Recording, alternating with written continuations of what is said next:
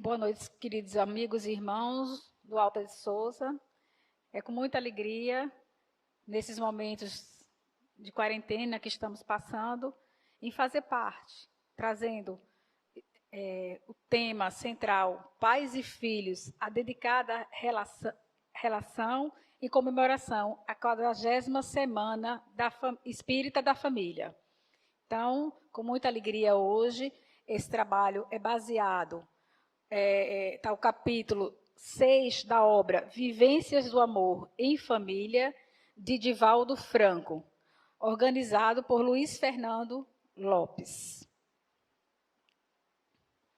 Bom, para começarmos as nossas reflexões, é importante saber que a família a gente vai dividir para que fique mais fácil. Então, o primeiro tópico, a família saudável e os papéis familiares. Vou trazer agora, para a gente começar a refletir, uma citação de Joana de Ângeles, no livro Constelação Familiar, a psicografia de Divaldo Pereira Franco, quando ela nos traz a seguinte reflexão: o ser humano é estruturalmente constituído para viver em família, a fim de desenvolver os sublimes conteúdos psíquicos que eles jazem, adormecidos, aguardando os estímulos da convivência no lar para libertá-los e sublimar-se. Ora, como vamos refletir com essas informações para que possamos compreender melhor a mensagem? A família é uma constituição divina e deve ser considerada como alavanca poderosa que auxilia o espírito em sua marcha milenar, ajudando rumo às esferas superiores. Ou seja, é uma forma, é o primeiro núcleo que vai nos auxiliar a exercer diversos sentimentos, recobrar diversas atitudes e, em conjunto, nós nos realinharmos com as leis de Deus através da vivência no núcleo familiar, onde muitas vezes encontraremos afetos e desafetos do passado. Então, o grupo familiar, ele é muito importante que ele ofereça mútuo amparo no processo reeducativo, pois a nossa família é baseada na sociedade. E é no lar que temos a primeira oportunidade de desenvolver a afetividade. Ou seja, a afetividade é um sentimento que a gente vai começar a desenvolver de forma maior na família. Vamos refletir. Ora, se temos a família, um grupo familiar, ele deve oferecer amparo mútuo, significa que uns aos outros devem buscar estender as mãos e ser compreendido. Porque somos espíritos, somos individualidades e cada qual traz consigo as mazelas do passado, as facilidades, as dificuldades e as suas imperfeições, claro. Então, como é que vamos preparar e ter uma sociedade melhor se não aprendemos, no primeiro núcleo, a desenvolver esse respeito e a afetividade? O respeito pelos direitos individuais, sim, porque na família temos isso que eu estou falando para você, a gente está conversando aqui, individualidades, seres únicos, espíritos únicos. Então, a gente vai ter que aprender a respeitar os direitos individuais e os direitos, consequentemente, alheios, o companheirismo, a cumplicidade, a amizade, permitindo que o amor se manifeste e floresça de forma duradoura e madura. Então, o que isso quer dizer? Vamos precisar desenvolver em nós atitudes que muitas vezes a gente tem mais dificuldade no núcleo familiar, que é o respeito pela opinião do outro, que é o respeito pela condição evolutiva do outro, que é a gente aprender que família é cumplicidade e companheirismo, e que nessa época, e que fomos chamados, nesse aprendizado, nesse confinamento, a vivificar tudo aquilo que já havíamos lido, não é? Que já havíamos escutado das casas espíritas, em outros templos religiosos. Então, é o momento da prática, tem sido o momento da prática. Então, é muito importante e a gente deve considerar como a família como constantemente, né, de forma contínua, uma oficina onde poderemos direcionar corretamente as nossas emoções e os sentimentos, observando e identificando o papel específico de cada membro, tornando cada um responsável no processo de cocriação. O que significa isso? Cada família tem seus aspectos peculiares e dentro desse núcleo familiar, o que Joana traz, chamando como constelação familiar, nós temos cada um papel dentro da família, seja pai, mãe, avó, avô, tio, tia, filho, irmãos, cada um exerce um papel específico. E cabe a nós identificar o nosso papel na família e, consequentemente, o do outro. Agora, precisamos ver isso e exercer esse papel de forma responsável. Por quê? Porque nós assumimos perante Deus um compromisso.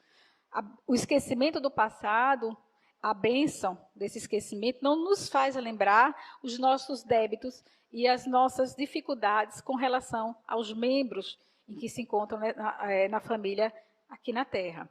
Mas é preciso que a gente, como pedimos muito para nascer, e foi feito todo um planejamento familiar, e para que a gente cumpra e faça o nosso papel e responda perante Deus com a consciência tranquila, como co-criadores, como co-participadores da obra divina, a gente precisamos exercer, cada qual, um papel de forma respeitosa, individual. Respeito as diferenças, para que possamos cada vez mais desenvolver afeto, afetividade. É de fundamental importância a hierarquia familiar no processo educativo do espírito, para que não ocorra a desestrutura dos valores éticos e morais, acarretando na família um desequilíbrio, ou seja, hierarquia. E nesse sentido, nessa reflexão, a hierarquia familiar, ela deve ser observada levando em consideração o papel de cada um. Um irmão, um pai, uma mãe, um avô, avó e assim por diante, tem um papel específico, tem um papel hierárquico, o que não significa um papel ditatorial. É um papel que deve ser exercido para a educação. E a gente precisa sempre levar para a nossa família, para o nosso seio familiar, não apenas suprir as atividades, as necessidades materiais, mas, sobretudo, valorizar, aprender, reeducar os nossos sentimentos, de forma que a gente desenvolva a ética e a moral divina dentro de nós. Então, para que a gente tenha equilíbrio, precisamos ter respeito, afeto, moral e ética. está dentro da previsão reencarnatória a responsabilidade que então são os pais que deve haver. Embora tenhamos que levar em consideração o diálogo e a escuta, que é indispensável para a gente manter uma estrutura hierárquica, porque é preciso salientar e lembrar que pais, antes de amigos, eles são e têm por divina missão educação. Então, os pais são educadores. A gente tem visto muitas famílias entrarem em um desequilíbrio, porque os pais tornaram-se amigos dos filhos e esqueceram ou não cumpriram, nesse sentido, a função hierárquica de que ele é um educador. Ele é um educador, ele é um co-criador, e é preciso que isso fique muito claro. Né? Nós seremos, sim, sempre, nós amaremos os nossos filhos, mas nós não podemos esquecer desse papel de educador. E esse papel não pode ser delegado a terceiros. Salvo, claro, em casos especiais em que haja uma orfandade, e vamos ver depois, e aí precisaremos da ajuda de outros parentes, de outras figuras dentro desse núcleo familiar. Cada indivíduo, né, cada um de nós, traz em seu campo particular experimental suas lutas íntimas e as lutas exteriores, né, as externas. Ou seja, é no lar que as nossas mazelas íntimas dificilmente são ocultadas, mas podem e devem ser lapidadas, de modo que não resvalem no campo do ódio, da indiferença, do ciúme e da revolta. Como é que a gente vai contextualizar? Ora, cada um de nós tem sentimentos próprios. Nós temos experiências passadas, individuais. Muitos de nós acarretamos ou trazemos no nosso campo íntimo muitas dores de um passado, muitas culpas, remorsos. E justamente dentro da família que nos é planejada, é um momento que a gente vai encontrar para reparar. E claro que dentro dessa família, a gente vai encontrar os que a gente se afiniza mais e os que a gente tem menos afinidade. Por quê? Porque tivemos com esse no pretérito uma dificuldade, vamos chamar de dificuldade. Nós não tivemos laços afins. Nós nos compromissamos uns com os outros de tal forma que houve um prejuízo na relação da afetividade, do respeito. Então, a gente não pode permitir que sentimentos como, fulano é assim, eu vou ser indiferente. Não, na nossa família nós não podemos ser indiferentes à dor do outro, às diferenças do outro. Nós não podemos alimentar o ódio que trazemos pretérito. Mesmo que a gente tenha um irmão ou tenha um pai com o qual a gente se afiniza mais, é preciso que a gente tenha o entendimento de que é nesse contexto familiar e no que for mais difícil para o nosso relacionamento, é esse que a gente precisa lapidar mais. Amar mais, cuidar mais do que a gente tem mais dificuldade de relacionamento. E observar que a gente não deixe que o ódio, a inveja, ou o ciúme, ou a revolta, em determinado momento, tome conta dos nossos corações. É preciso entender que haverá momentos na família em que o pai ou mãe, ele terá que dar mais atenção a um filho, a uma filha, ao seu genitor ou genitora. Então, é preciso que isso não haja um despertamento, que não haja um desregramento, que não haja uma discussão em família, que não haja atritos por conta dessa necessidade individual no exercício desses papéis. Nós precisamos entender que aquele que está doente precisa ser cuidado.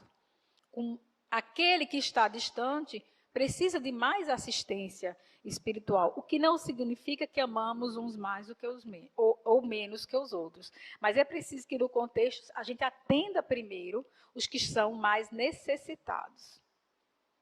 Então, a gente vai refletindo nesse sentido. Quem não consegue amar aqueles com quem convive, mais dificilmente poderá amar aqueles que não conhecem. Isso é óbvio. Se a gente não consegue respeitar na nossa família as diferenças, como é que vamos aprender sinceramente? Porque existem as máscaras de uma sociedade, de um convívio social. Mas no nosso íntimo, em nossos corações, como é que a gente vai conseguir ser com um que a gente não tem aproximação direta, que a gente não convive no dia a dia? Anteriormente, eu falei que no seio familiar, as nossas mazelas, elas vão ficar mais presentes. Ou seja, se a gente trouxer no linguajar, a gente tira as nossas máscaras quando a gente entra no reduto familiar. Porque a gente não consegue fingir ou esconder determinadas coisas que no convívio social ou sentimentos a gente comete ainda, temos ainda essas imperfeições, mas no seio da família isso é perceptível. Por isso que a gente, às vezes, ao falar de alguém, a gente elogia fora de casa, diz assim, vai viver com ele para ver como é que é no dia a dia. Então, são essas mazelas, são esse comportamento diferente, essas dificuldades que se expõem mais na família e que vai exigir que nós teremos que dar mais força, mais empenho, mais afetividade, mais compreensão nessa luta, nesse campo, que é a nossa primeira escola aqui na Terra, a família. Então, precisamos realmente entender a importância do primeiro núcleo, não é, que a gente vai conviver para desenvolver os afetos e resgatar muitos débitos do passado através do núcleo familiar. Em segundo momento, esse capítulo 6, ele vai trazer uma reflexão sobre adoção. E eu trago aqui, o próprio Divaldo, neste capítulo, ele traz uma reflexão nesse livro, que diz assim, o gesto de amor da adoção é um desses atos que nos permite construir o reino dos céus internamente, porque o bem que não faz bem, que nos faz bem, perdão, o bem que nos faz bem é o bem que fazemos aos outros. Ou seja, o que é que podemos ver nesse processo de adoção? A gente precisa lembrar que a adoção, eu trouxe duas lembranças aqui, na primeira revelação e na segunda. Na primeira revelação, através de Moisés.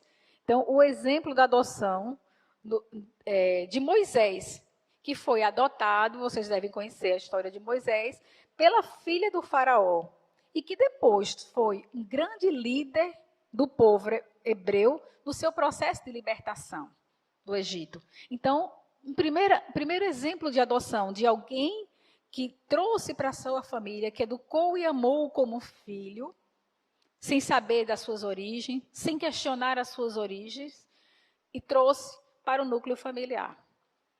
E amou, e educou, a tal ponto que Moisés foi um líder, um grande líder religioso, um grande líder espiritual para seu povo, para o povo hebreu. Num segundo momento, eu gostaria de citar uma passagem que está no Evangelho de João, quando Jesus diz assim, então, ao ver Jesus, sua mãe e, de pé ao seu lado, o discípulo João, que ele amava, diz Jesus à sua mãe, mulher, eis o teu filho. A seguir, diz ao discípulo, eis aí a tua mãe. Desde aquela hora, o discípulo a recebeu em sua casa. Essa passagem está no Evangelho de João, nos versículos 26. Evangelho de João, capítulo 19, versículos 26 e 27. E aí vamos falar sobre essa adoção de Maria, não é? Nesse momento simbólico, não só na adoção de que João foi o cuidador de Maria, não é? Cuidou como um filho após a volta do Cristo, e Maria assumiu esse papel também de mãe, mas não apenas de mãe de João, de toda a humanidade. E é por isso que nós temos, né, vários e vários relatos de Maria, da Legião de Maria, dos trabalhadores da Legião de Maria, em nosso socorro. Maria é a nossa mãe espiritual. Então, ela adotou-nos nesse processo. Então, não só adotou João na casa física, mas espiritualmente. E assim, em consequência também da sua maturidade e entendendo as lições de Deus, adotou toda a humanidade como filhos e até hoje labora e interfere no nosso auxílio para o nosso crescimento e o nosso engrandecimento espiritual. Então, é muito importante que através desses exemplos, a gente já perceber a importância de recebermos em nosso lar alguém biologicamente que não, estranho às nossas origens, mas que afetivamente a gente consegue amar, respeitar, sem distinção. Então, esses dois grandes exemplos encontrados, tanto no primeiro, no Antigo Testamento, quanto no Novo Testamento, através de Jesus, na segunda revelação, retratando a adoção. No primeiro caso, temos o Moisés, não é? Que educa, que é um caso típico em que o coração acolhe, recebe e educa um filho concebido e gerado em outro ventre. Amando sem distinção, porque filho, na concepção evangélica do amor, pode ser biológico ou não. E não deve haver diferença, distinção material ou espiritual entre um e outro. Filho é filho. Sobre isso, poderemos aprofundar neste capítulo, estudando a seguinte reflexão, que diz assim: quando amamos com piedade, está nesse mesmo livro, quando amamos com piedade, não estamos vivenciando o amor, mas alimentando um sentimento conflitivo que elaboramos para anular a culpa. E aí, que culpa é essa que estamos falando? Que sentimento conflitivo seria esse quando a gente tem piedade do outro e não amor? Quando a gente tem pena, porque piedade, olha, eu tenho pena, eu vou ficar com fulano, vou trazer porque eu estou com pena dessa situação dele. Não, não é isso. Nós precisamos ter amor. Então, não podemos alimentar perante essa criança a culpa da rejeição biológica. Então, coitado, ele foi rejeitado pela mãe biológica. Não vamos esquecer de que a mãe biológica não o abortou, como poderia fazê-lo. Então, ela deu vida. E todos nós temos que agradecer a cada mulher que deixa que a vida siga o seu rumo e que não comete o despautério, o desatino de um abortamento. Ou seja, eximir essa culpa de você aquele ente não ser trazido para a nossa relação familiar através dos laços biológicos. A culpa de não termos gerado. Porque muitas vezes a gente não... claro que nós não lembramos que há um planejamento de Deus para nossas vidas e que o meio daquela criança chegar à nossa família, aquele filho, aquele irmão, é através da adoção. E é importante salientar que quando permitimos que um filho abandone as regras e o bom senso nos deveres sociais e familiares, estamos sendo coniventes com a sua fragilidade espiritual, pois quando assumimos a paternidade ou a maternidade, assumimos perante Deus um compromisso imenso no processo de cocriação. Assim, educar e encaminhar o educando com ternura e com energia, mas exatamente na forma como Deus faz conosco. Ora, o educador, e aqui a gente está falando dos pais e filhos, essa delicada relação, e a gente não pode confundir, muitas vezes precisamos usar da energia, ser enérgico e não conivente. O processo de educação, ele começa no ventre. E é preciso, sim, a gente colocar limites e disciplinas, aonde aquele espírito está nesse processo de aprendizado. Então, quando a gente assume esse compromisso perante Deus, como co-criadores, temos, sim, o dever de educar e encaminhar. Muitas vezes vamos usar do amor, de outras, a energia. Então, terceira consideração, terceiro item que nos é trazido para a gente falar, para que possamos falar, trata-se de comunicação e convivência no âmbito familiar.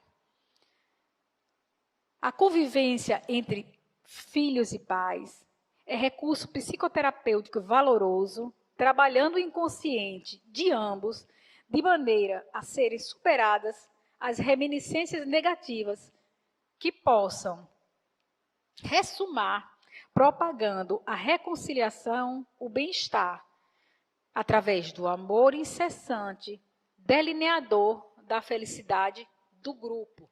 É uma citação de Joana de Ângeles, no livro Constelação Familiar. E aí vamos refletir sobre alguns pontos. Primeiro, precisamos manter desde o ventre, ou se depois não foi por nós concebida aquela criança, mas desde a chegada ao nosso lar, um bom relacionamento, um bom diálogo, conversa. Tem faltado muito diálogo entre as famílias. E agora estamos sentindo isso, essa dificuldade. Segundo, precisamos sim falar a verdade.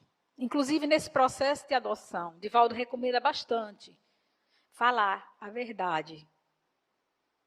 A criança que foi adotada, sim, ela vai questionar, ela vai tentar vários questionamentos. E Divaldo retrata isso muito bem, porque ele tem mais de 650 filhos adotivos. Então, cada um tem suas peculiaridades, e há momentos em que se questiona, você é meu pai? Sim, sou. Ele diz, sou. Mas como você é meu pai? Se eu sou assim, mas eu sou seu pai. A partir do momento em que a gente aceita essa maternidade, essa paternidade, a gente precisa ter um bom relacionamento e falar a verdade. Nós temos que falar a verdade aos nossos filhos. As verdades envolvendo os relacionamentos, envolvendo os sentimentos, e as verdades também nos valores éticos e morais espirituais. Tempo em convivência familiar. Não é a quantidade desse tempo, mas a qualidade. Nós sabemos que muitos pais e mães hoje precisam sair de casa para manter seu sustento material. A mulher hoje tem um papel diferente na sociedade, então ela também trabalha. O que é importante? Que a gente não tenha culpa, nem carregue culpa por essa necessidade de ausência em nossa família. Mas é preciso que a gente dimensione o tempo para os nossos filhos. Nós temos que ter tempo para os nossos filhos e para todos os membros desse núcleo familiar, para o esposo, para os nossos pais, para os nossos irmãos. Então, se o tempo que eu tenho de 1 hora, 40 minutos, 30, ou de 12 horas, o dia inteiro, que a gente saiba aproveitar esse tempo. Que a gente tenha qualidade nesse relacionamento e não quantidade. Não é a quantidade de horas que você dedica a seu filho que vai torná-lo um homem de bem. É a qualidade do que você ensina e do que você dedica para este educando. Precisamos levar em consideração que educador, pai, não é fornecedor. Porque tem muitos pais que estão confundindo isso na atualidade. Educar com fornecer. Eu vou comprar algo para você, em troca de seu comportamento, em troca das suas notas, em barganhar com o filho. Não é isso. Educar é dar limites. Então, é preciso que a gente demonstre afeto, e é demonstrar mesmo, não é dizer eu gosto, não. É que a gente tenha atitudes de afeto dentro do perfil de cada um, que a gente dê limites aos nossos filhos, que a gente tenha no convívio familiar intimidade e respeito ao mesmo tempo, amor e convivência, e que a gente busque o autoencontro, ou seja, a gente busque se encontrar conosco, com as nossas diferenças, com as nossas imperfeições, e também encontrando o outro.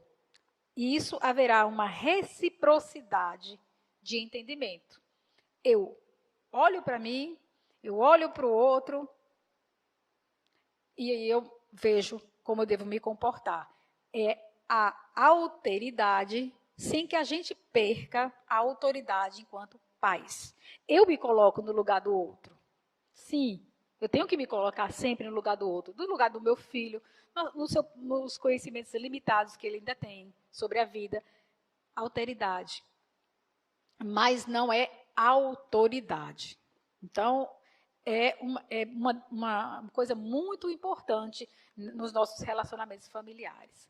Depois, esse livro, o Divaldo vai trazer, catalogado, um subtópico que ele chama Disciplina e Filhos Rebeldes. Ora, não é de se estranhar que nós estamos passando por um momento de grande dificuldade.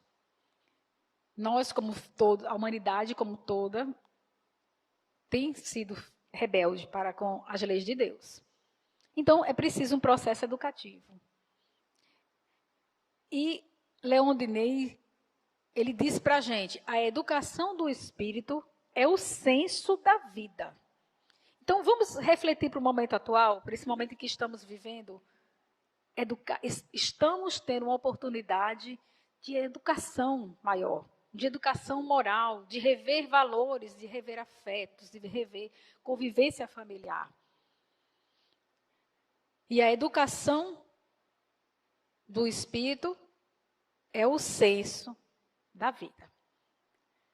Ser filho é uma oportunidade, olha a importância agora para os filhos, para nós também que somos filhos. Ser filho é uma oportunidade de aprendizagem para se tornar genitor. A Joana fala no livro Constelação Familiar. Ou seja, os filhos estão treinando com os pais para um dia gerirem uma família.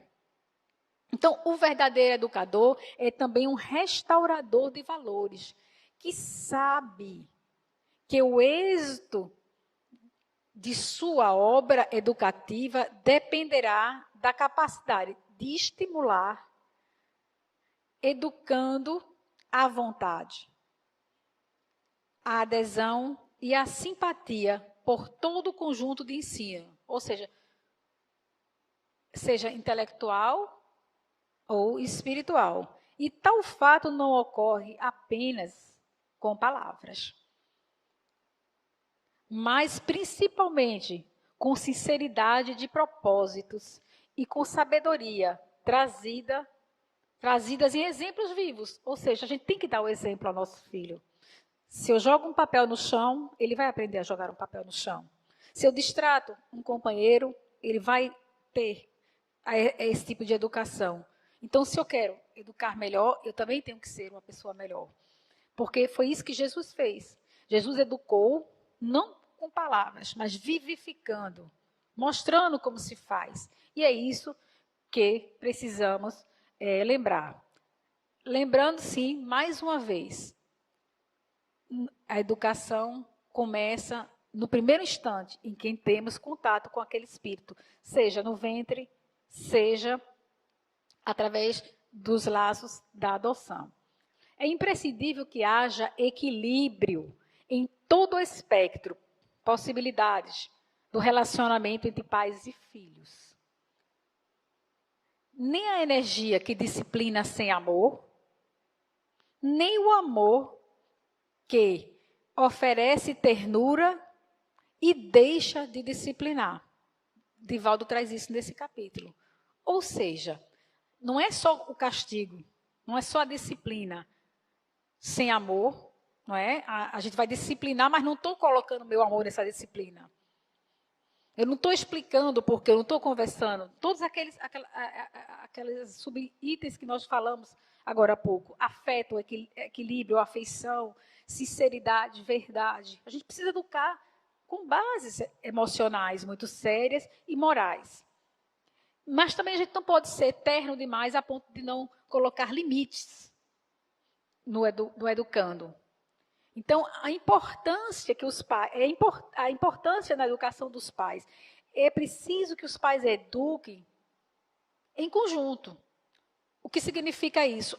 Eu tenho no relacionamento, uma tendência nos relacionamentos entre pai e mãe e filhos a um pai ou a mãe. Um é mais conivente, o outro é mais exigente. Então, a gente precisa ponderar e essa educação ela ser feita em conjunto. Porque senão o filho vai identificar qual é o mais frágil e vai utilizar-se e chantageá-lo para descumprir uma ordem, uma regra imposta pelo aquele que tem um pulso mais firme, vamos chamar assim. O afeto, ele vai variar. Então, você vai fazer um jogo. A criança vai perceber isso e ela vai jogar. Quando for conivente, quando ela quiser afeto, ela vai procurar o mais doce. Quando ela quiser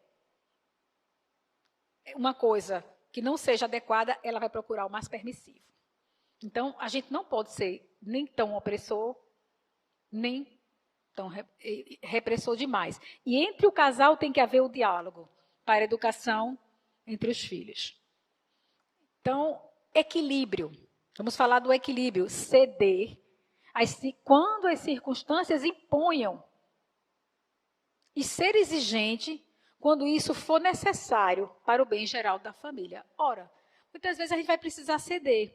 Outras vezes a gente pode... precisamos redobrar os nossos cuidados. Não, hora de dizer não. Falar baixo, não precisamos falar alto, para a gente evitar atritos desnecessários. A educação é um processo de exposição e não de imposição. E temos, a gente sabe, fala muito dentro da doutrina espírita, a família de que necessitamos para evoluir. E não a família que gostaríamos de ter ou que pensamos merecer. A gente muitas vezes valoriza a família do outro, mas não valoriza a nossa família. Então, é muito importante. A gente nasce ou chega ao núcleo familiar de que necessitamos, pela misericórdia e o amor infinito de Deus. É naquele lar que a gente precisa educar-se e reparar os erros do pretérito. Eu vou fazer uma citação aqui de Léo Buscaglia, do livro Vivendo, Amando e Aprendendo, quando ele diz assim: eu estou tão farto de ouvir as pessoas reclamarem do que os seus pais lhes fizeram. Sabe o que seus pais lhe fizeram? O melhor que puderam. O melhor que sabiam fazer. Em muitos casos, a única coisa que sabiam fazer. Ninguém quis, por maldade, ferir o filho, a não ser que fosse psicótico. Ou seja, nós também, como pais, nós não somos não sabemos de tudo. A gente erra. A gente erra tentando acertar. E não podemos nem carregar e nem deixar com que o filho nos julgue, porque a gente não acertou tentando educar. A gente vai fazendo o melhor que a gente pode, o que se tem de conhecimento. Hoje nós não educamos mais através da palmada. Nós temos outros meios. Então, a gente precisa compreender isso. Há uma possibilidade de erro e há também uma possibilidade de acerto. E a gente vê muito isso, que nenhum pai abandona o seu filho. E a exemplo, a gente tem o filho pródigo, a parábola do filho pródigo, a gente vê o filho pródigo. Então, o pai está de coração aberto sempre, para mesmo que o filho queira abandonar o lar, quando ele tiver retorno, a gente está sempre de portas abertas. A gente não nega, um pai e uma mãe não nega o auxílio ao filho. A gente oferece. Vai ter um momento que ele vai ter a escolha, sobretudo na maioridade. Mas precisamos entender. E eles precisam sempre ouvir que a porta vai estar sempre aberta. Já chegando ao final, nós vamos falar de reencarnação e relacionamento entre pais e filhos. Por quê? Porque é importante. Desajustes e adversidades pretéritas dentro do mesmo seio familiar existem, sim. Existem espíritos, como eu já falei anteriormente, que têm mais dificuldades de relacionamento devido a um passado de comprometimento. Mas existem aqueles que a gente tem mais afinidade, mais facilidade. Então, como a gente tem dentro de nós uma memória perispiritual, é claro que a gente vai sentir mais atração ou repulsão por algum membro da família, mais identificação. Não é? Então, mas o que é importante? A gente tem a bênção do esquecimento do passado para que a gente desate os nós da indiferença, do ódio, do orgulho, da vaidade, do desamor, para que a gente construa pontes de amor e de felicidade, de cumplicidade e de respeito. E aí vem o último item, autorrealização dos filhos. É de importância vital que a concepção formulada pelos pais acerca do futuro do seu filho não provoque um clima de opressão, impedindo que o jovem tome decisões. Ou seja, eu queria isso para o meu filho, mas não é isso que ele quer. A gente não pode gerar isso. A pergunta que a gente tem que fazer é o seguinte: ele é feliz como ele está? Ele é feliz se ele tiver essa ou aquela carreira? Ele só não pode ser feliz se ele estiver vinculado ao mal. Isso é importante. E para ele não estar vinculado ao mal, nós deveremos ensinar o bem e o amor. A gente não deve computar, nesse momento, o materialismo se sobrepondo à realização interior. Não é o dinheiro, mas a realização interior daquele filho. Amor e educação, eles são integrais nesse processo evolutivo. Então, para que a gente recapitule, não é? Teria muito mais tempo para falarmos sobre isso, mas vocês estão estudando esse livro e tem muitas informações a cada capítulo. Eu vou trazer novamente uma frase de Joana de Ângeles para encerrar, que está em Constelação Familiar, que serve para a nossa reflexão. Amar aqueles com os quais convive, mais dificilmente poderá amar aqueles outros que não conhece. Então, é preciso que a gente ame os que a gente convive primeiro, porque como é que eu vou amar o desconhecido se eu não exercito o amor no meu próprio seio familiar? Que possamos refletir a importância dessa educação, nesse processo educativo, nesse momento em que a Terra passa por tanta dificuldade, mas no momento de reconciliação com as nossas famílias, com os nossos filhos, com os nossos pais, avós, tios, família, e que com esse aprendizado nós possamos cada vez mais nos tornarmos melhores em nossa caminhada. Muita paz e amor para todos. Que assim seja.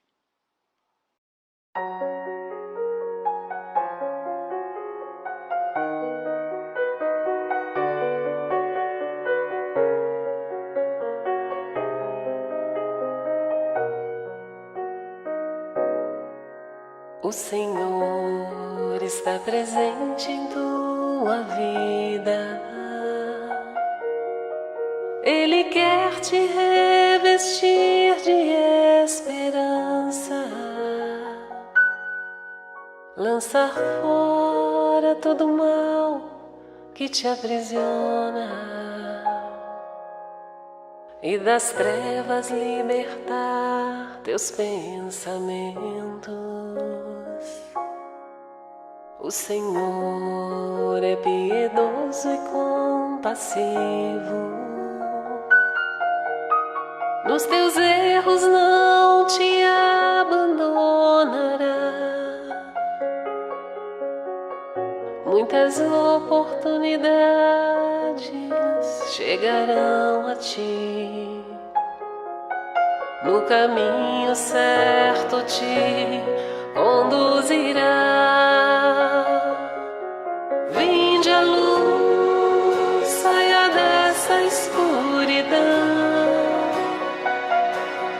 Vinde a luz, é Jesus quem estende a mão. Força e coragem, não desistas da jornada, e a bênção do Senhor te alcançará. Vinde a luz, saia dessa escuridão. Vinde a luz, é Jesus quem estende a mão. Força e coragem, não desistas da jornada, e a bênção do Senhor te alcançará. O Senhor caminhará sempre ao teu lado. Em momento algum te abandonará. Ele sabe do teu pranto, do teu coração. Se caíres, Ele te levantará. O Senhor é piedoso e compassivo. Nos teus erros não te abandonará. Muitas oportunidades chegarão a ti. No caminho certo te conduzirá. Vinde a luz, saia dessa escuridão. Vinde a luz, é Jesus quem estende a mão.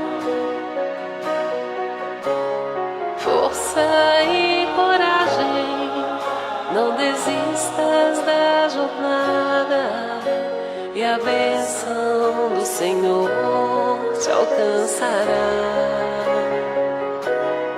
Vinde a luz, saia dessa escuridão. Vinde a luz, é Jesus quem estende a mão. Força e coragem, não desistas da jornada, e a bênção do Senhor te alcançará.